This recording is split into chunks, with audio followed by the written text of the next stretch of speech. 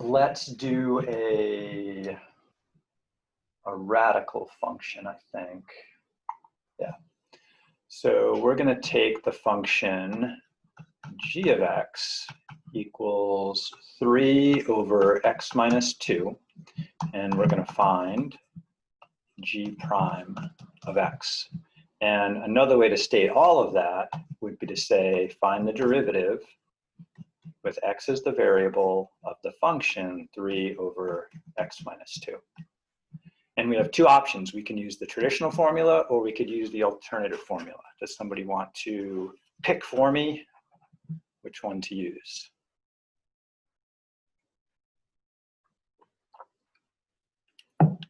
Traditional, says Kelsey. Excellent. So that means we want to find the limit as h goes to 0 of f of x plus h minus f of x all over h. And I'm going to do this in stages. I'm going to first find x plus h, and then I'm going to subtract f of x. So just in pieces. So stage 1 here is just to find this right here. Stage 2 will do the subtraction. Stage 3 is the division, and stage 4 would be the limit. So stage 1 is to take the original function, replace the x with a parentheses, and then plug in the x plus h there and see what happens. And not much happens there. The best I can do is get rid of the parentheses and say this is 3 over x plus h minus 2. All right, stage 2, subtraction. 3, switch color, 3 over x plus h minus 2, and then we subtract the original function, which is 3 over x minus 2. And the first denominator doesn't factor, the second denominator doesn't factor, so that means for this part right here, the LCD is just x plus h minus 2 times x minus 2. Not much I can do about that. So each of these needs to be multiplied by the other. So essentially we got like a cross multiply going on here. All right, so what do we get? In the numerator, we're going to get, this one has to be multiplied by the x minus 2, as my arrow indicates here. The other one needs to be multiplied by the x plus h minus 2. And generally with the denominators, when we're combining rational functions like this, we leave them factored, because we're hoping something in the top cleans up and cancels. So next we have to do some distribution right here, and this is a -3 that's being distributed. Be careful with your signs, SIGNs, that often trips me up. So what do we get there? We're going to get 3x minus 6 minus 3x minus 3h plus 6. Ooh, that's nice.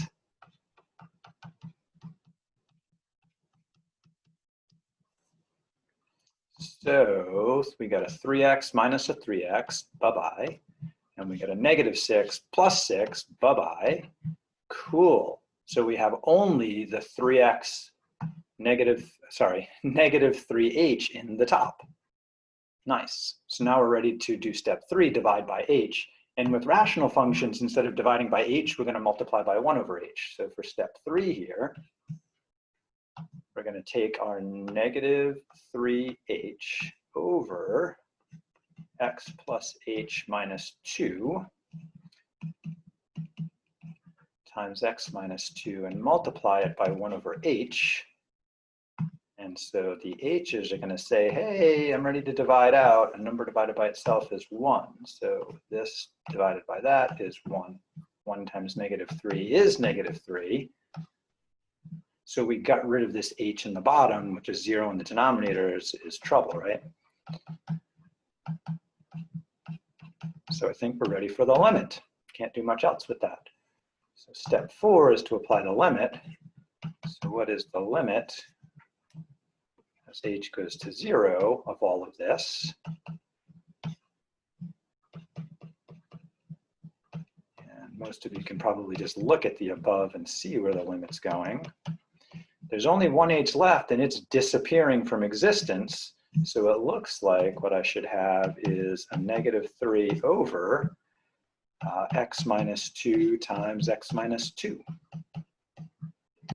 which I could also write as negative 3 over x minus 2 squared, which is remarkably similar to the original function.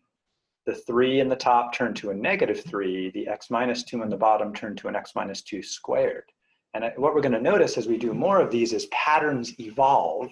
And once we recognize those patterns, we'll get to skip all of these steps, and we'll have a way to get from here to here in like 1 or 2 steps instead of all those many steps. And that's what the goal of the next section is after this, and the section after that too.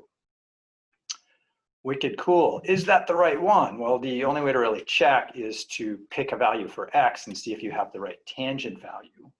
And so I'll leave that to you if you want to check it. All right. Unless there's any requests from you all, I have a problem I want to look at that's going to review some limits also and a little trigonometry.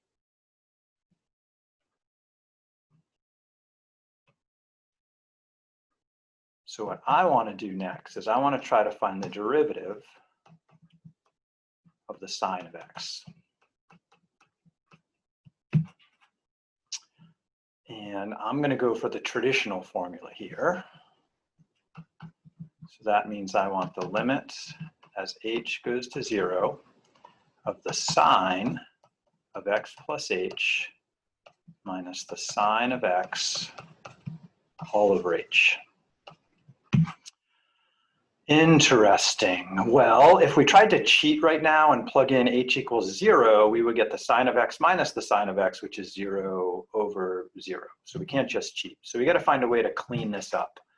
Well, really the only thing I can mess with here is there a formula to rewrite the sine of x plus h? And thinking back to trigonometry, I remember a sum formula for the sine.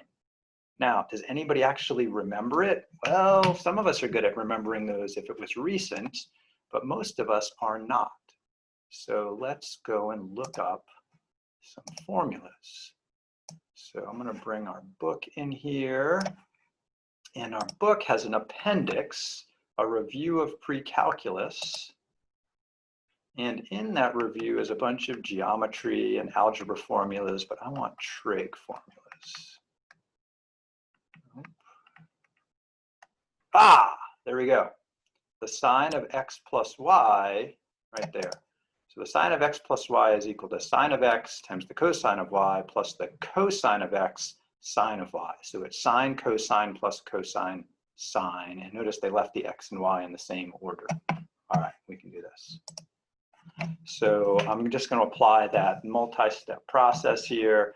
Step 1 is to figure out what is that, and according to the definition we just looked at, the sine of x plus h should be equal to the sine of x times the cosine of h plus the cosine of x times the sine of h. And next thing we want to do is subtract the sine of x from that. So step 2, if we subtract the sine of x, that'll give us the sine of x cosine of h plus cosine of x sine of h minus sine of x. Okay, what can we do with this? Well, the only common pieces I see are a sine of x in this term and a sine of x in that term. So I could bring those two terms together and factor the sine out. So what I think happens there is I'm going to take this out of those two. So that should give me a sine of x times cosine of h minus 1. So that's these two put together, factored. And then I have plus cosine of x sine of h. I don't see anything else I can do. Okay, so I'm ready to divide by h. So step 3, divide by h. And this isn't a rational function, so multiplying by 1 over h I don't see being a benefit.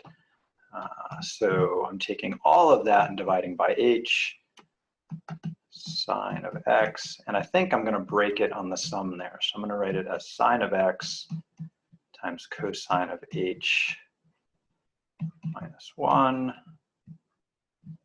over h plus cosine of x sine of h over h. And I don't see anything we can do. Oh, but something looks familiar. I remember that we spent quite a bit of time on this limit right there. So if I know that limit, and I can figure out this limit, because those are the only places h's are involved, then the rest just kind of cleans up nice. All right, so let's break this into a couple of problems. So we're jumping into part 4, but only I'm kind of abbreviating it. So I need to figure out what is the limit as h goes to 0 of this cosine of h minus 1 over h.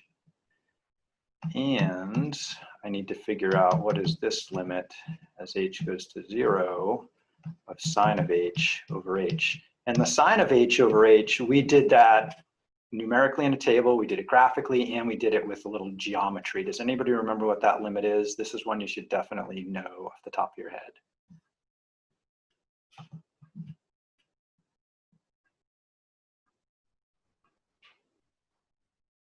Make a guess. 1, thank you, Kelsey. Yeah, this thing right here goes to 1. And I did a little unit circle algebra on that, and we did a table of values on it, and we did we looked at the graph of it too. We came up with 1 for that. Okay, so that one's cool. This one I didn't go over in class, so we're going to do a quick review of limits and figure out that one right there. So new page for this one. We want to know what is the limit as h goes to 0 of cosine of h minus 1 all over h. And the cosine is a challenging kind of function. Oh my gosh, it's snowing outside. Sorry. That's exciting. Cosine's a kind of a complicated function, and when I had functions that didn't break down like this and I had a sum or a difference, I used the conjugate. And the conjugate with a cosine is kind of like a sine. And the reason I say that is we have this wonderful trig identity that says the sine squared of some variable plus the cosine squared of that variable is equal to 1. So what I'm going to do here is I'm going to multiply top and bottom by the cosine of h plus 1. Because I'm thinking that's kind of related to this here, because I'm going to get a cosine squared out of it. And so I have to do the same in the bottom. Cosine of h plus 1. So I'm using a little intuition from my trigonometry days. So when I multiply out the top, I'm going to get a cosine squared of h, and then because this is going to end up being the difference of 2 squares, right? Because the only difference is a minus and a plus, and so then I'm going to get minus 1 squared, which is 1. And in the bottom, I just have h times the cosine of h plus 1. Now here I have a cosine squared of h minus 1. If I tweak this formula here to put the cosine on the other side, then that's going to give me that the sine squared of h is equal to 1 minus the cosine squared of h, which is in the opposite order of what I have here. And the opposite order of a subtraction leads to a negative. So that means this numerator here is really the opposite of the sine squared of x, or h, sorry. H. So that's my numerator. My denominator is still h times cosine of h plus 1. And although the h is still hanging out here, I did get rid of the cosine of h minus 1 in the top, right? That's gone now. And if I tried to plug in 0, cosine of 0 is 1, 1 minus 1 is 0 in the numerator. So I got rid of the 0 in the numerator. Now, I did kind of replace that with another 0, but there's hope. Check this out. So this right here, I can rewrite as the opposite of the sine of h times the sine of h, right? Sine squared is sine times sine. There's only one negative hanging there. There's an h in the bottom here. And then that's times that cosine of h plus 1. And now I'm going to bring the limit back in as h goes to 0 and see what happens. Well, I know that as h goes to 0, the sine of h over h, that right there goes to 1. That's kind of cool. Up here, sine of 0 is 0, so that's heading to 0. And the cosine of h down here, well, cosine of 0 is 1, so this thing right here is going to 1. So in the limit, it looks like this is 1 times, oh, yeah, this whole thing is 1, so that h in the bottom is gone, times 0 over 1 plus 1, or 2, and there's just a 0 on the top, which is fine. That is 0. Oof. Fair amount of work. All right. So back here, we just discovered through a little algebra that this limit right here goes to 0. So if this part right here is 0, 0 times the sine of x is just 0. Plus, over here, I have the cosine, and then this thing went to 1. So that's just cosine of x. So what this says right here is that the derivative of the sine of x is the cosine of x. Ooh, let's see if that's true. Huh. So I'm going to skip a page and put up a new one. We believe that the derivative with respect to x of the sine of x is the cosine of x. Let's try. So to check it out, we're going to go to a graph. How about this one? Let's just make a new one.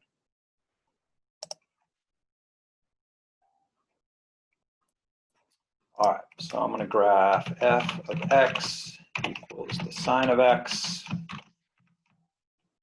Okay. And then, okay, I'll be done in just one sec.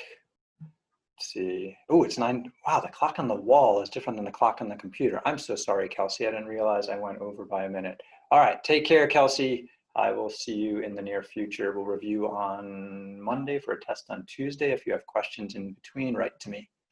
Have a great day. All right, sorry, I didn't realize I had 2 different clocks in the room. So, and then we think the derivative of x is the cosine of x. So the green one is the sine, and if we look at the top here, we went from a positive, let's turn off the cosine for just a sec.